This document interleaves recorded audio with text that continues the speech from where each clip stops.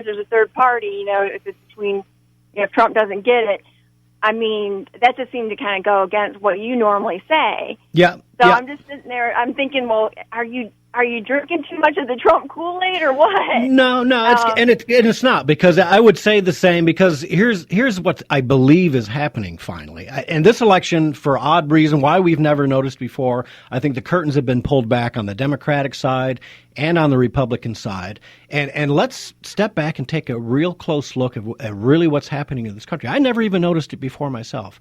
This country is actually run by two private entities, the Democratic National Committee and the Republican National Committee. Those are two private organizations that are basically telling us, the voters, who to vote for.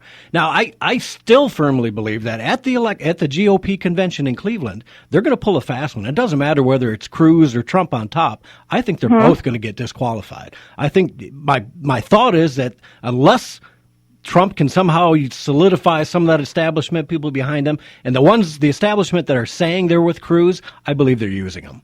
And if it's not a Trump or a Cruz coming out of this election, I think the GOP just needs to end. Because you know what? The voters, between Trump and Cruz, you've got 80%. And at this point, I don't know that I trust Ted Cruz anymore. I really, if you've listened to the show, you know how much time I gave him early on. And part of me wants to believe, but there's some things that he's done that how are you having a hard time trusting Cruz, but yet you trust Trump so much? Well, because you know what, Donald is who he said. He's not changed. He's an enigma. You don't always know where he stands. But you know what? He hasn't changed. He's been the flip-floppy, moderate type of guy all the way along. He's been kind of crazy. My expectation of Donald is what it is.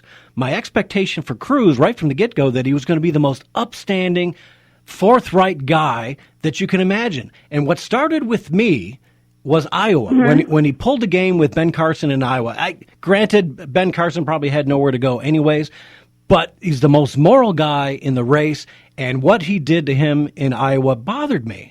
The other thing in Iowa that bothered me was the letters he sent out, which, frankly, the Secretary of State of Iowa said is a misdemeanor. He put out some letters that were like, you're in violation, blah, blah, blah. They looked like official government letters, and they weren't. They were campaign literature. And the same thing happened in South Carolina, and it wasn't until South Carolina where Ted actually fired somebody over that.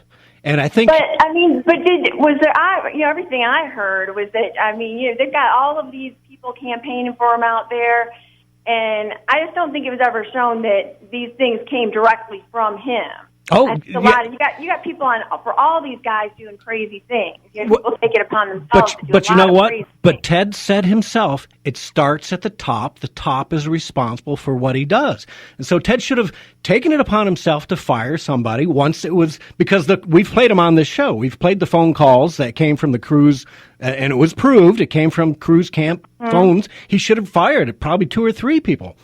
He finally only fired the one guy, and allegedly, I've seen a report that he didn't really fire him. He's still involved. But anyways, it's a number of things that have stacked up. The Goldman Sachs thing. I mean, come on.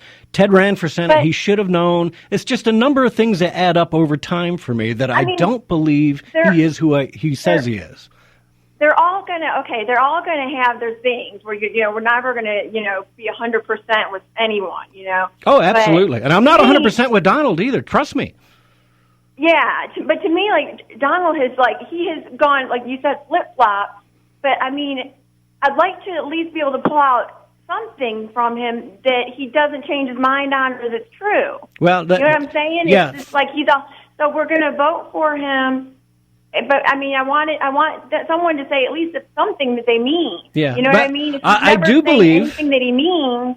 Yeah, I do believe that Donald Trump will go full on to get the wall built, to cut down on immigration or stop it. He probably can't stop it, but at least cut it down, to build our national defense, get the money back to the military where it belongs. We're in the most dangerous time in history, despite what Barack Obama says. And I believe Donald Trump on those things. On the social issues, on the other things, he's a flip-flopper. And you know what? Frankly, for me, I don't care. It may surprise some people that actually I'm a social moderate. There are a lot of things that I'm a libertarian, I guess you would call me. I don't care about those things. All I care about is the survival of the country for my my children. I want my children to have the same opportunities, and that means cutting the border. It starts with the social things, though. The social things drive everything else. I mean, think about it. I mean, we've got the government trying to change the definition of marriage, trying to change, force, what they call diversity, which is really not diversity. It's really turned around and discriminating against people. Well, absolutely. Yeah, that's huge. But I'm just saying you can't just ignore the social aspects, because those things are driving a lot of government policy, laws, you name it. Yeah, I'll only disagree there because, you know what, if we don't close the border, if we don't stop immigration, if you don't stop immigration, I'll say this right now, here's probably the biggest thing. If you don't stop 1 million people a year who don't have our cultural values from coming here, our cultural values will be washed out. We're going to become like the rest of them. We're going just like Europe. But I agree with that, but I also think that pretty much every candidate, pretty much every Republican candidate we had up there feels the same way about that. Yeah. I feel like that they're all pretty much on board that, something needs to be done with that. But in the end, can they get elected? We all have addressed. Yeah. What you always have to remember is, what is the most conservative candidate who fits most of your views? You're never going to, like you said, never going to get 100%. Right. Who is the one that's most like your views? But the caveat is, can they get elected? And you got to remember, whether we like it or not, whether we want to admit it or not, this is now a left-center country. We're a moderate country, and a lot of the views that a guy like Cruz has, and that's why he's not winning the primary, a lot of the views that Cruz has are so far to the right that people don't like him. And we could go into it. Don't get me wrong, I would still vote for Cruz if it's him or Hillary. There's right and wrong, and he's basically answered it. Whereas Trump has taken both sides of it. So I guess basically you're telling me that, if you feel close to Trump, you're picking out the time he said one thing versus the time he said the opposite. I'm picking the guy that is on trade, immigration, and national security, border security, is the guy that fits my needs and can get elected. Ted may be able to do some of those things, but he can't get elected. And even if he could get elected, you still have to be able to fight the media and generate a population that will hose or call their congressmen to help motivate them to follow the president's lead. And I don't think Cruz can do that. He's just not likable enough character to do it. I'm sorry. It's not that I don't like the man personally, but there's no way he can do what he's got to do. So let me ask you this. If it's Trump, will you vote Trump? I will. Okay, and if it's Cruz, you're going to obviously vote Cruz. I think Trump is a loose cannon, and I think he's arrogant, and I agree. I don't agree with the fact that he has taken every side of every position, and every time he's up on stage, all we ever hear about when in these debates, all he ever talks about are his poll numbers, going to make America beautiful again or great again, everything's going to be beautiful, the wall's going to be great. But he doesn't get into any substance of how he's going to do that. But he is. His foreign policy came out already this week. All over the place. Yeah, his policy came out. He's going to have some more papers come out. Well, great, Jane. Appreciate the call, man. It was very interesting. Thank you so much. Okay, thank you, Gary. You too. Take care. Derek, why don't you bring on the next caller? I forgot who it is. All right. Oh, hey, Mike. Welcome to the show. Gee, was that Heidi Cruz? No. Jesus, criminy sakes. Ma'am, I hate she to tell said you she would something. vote Trump. Come on, give her a break. She's all right. Listen to the young woman. She sounds like she's just barely out of her teens. But I would tell her one thing. The most important thing in this country right now is the border. And let me ask her a question. Did she see the Mexican flags flying in Los Angeles and in San Francisco, and the Viva la Raza signs and the spitting and the attack on the people that support Trump? The people that were doing this, ma'am, are the people that came across the border illegally. These are the people that are killing some of the young people and some of the elderly in this country. They're raping some of the people. They're bringing in drugs. They're basically robbing our nation. And the only one that stood up, the first one that stood up against this was Donald Trump. That's right. And you know what, Mike? That is so important because people will say, we've been talking about immigration for years. Really? It's not because of Trump. And I'll tell them this. No, we haven't. We've been mumbling about immigration under our breath since Reagan did amnesty way back in the day. This is bull. The guy that said this immigration is a problem and border security is a problem is Trump. If it weren't for him, we wouldn't have this discussion. It wouldn't even be talking about immigration as a major issue. Because you know what? Without Trump, you never would have heard the words come out of Jeb Bush's mouth.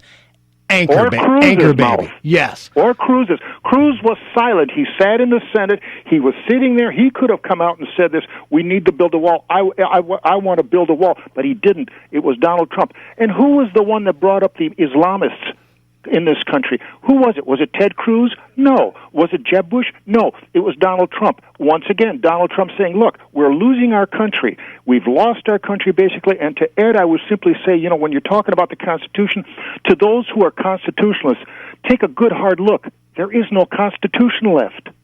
There is no Constitution left. And where was Ted Cruz fighting for the Constitution while he was in the Senate over the last 4 years? Nowhere to be found. Neither was Rubio, neither was Bush or Kasich or any of these guys. It is Donald Trump basically that is the savior of this country. He's a nationalist, and that's something that nobody likes to say. There is nothing wrong with being a nationalist. There's nothing wrong with saying America first. There is nothing wrong saying the NATO nations have to pay their way. We are supporting the rest of the world militarily, defending the rest of the world military, while our country is going broke, while our senior citizens don't have enough medical care and are losing their homes and things like this because our country is basically broke. Ted Cruz, as a president, the media would eat him up. He has no status in the Congress. They hate his guts. Donald Trump, they're afraid of him. Yeah. The Republican Party is afraid of Donald Trump beyond belief. And this is one of the reasons why they want to derail this thing. And this is one of the reasons why Fiorina now, and Fiorina, as far as I'm concerned, is an idiot. She's being used. She's being played by Ted Cruz. Yeah, well, and that's why I want to bring that up, the convention thing, because you know what? And if it plays out that way, I'm going to say, I told you so. Because you know what? If he can pick whatever VP he wants, and there was talk today of Kasich doing the same thing because it gets him a little publicity for a couple hours.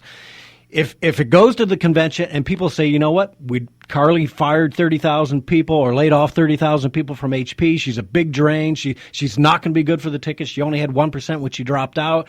It's not going to help us. They're going to go ahead and give him another VP. They're going to pick it. You know what I mean? She could be being used right now. The simple truth was the Carly Fiorina pick was done for one thing. He needed to get some airtime. Yep. He has. Oh, and by the way, I heard the criticism of what's all this.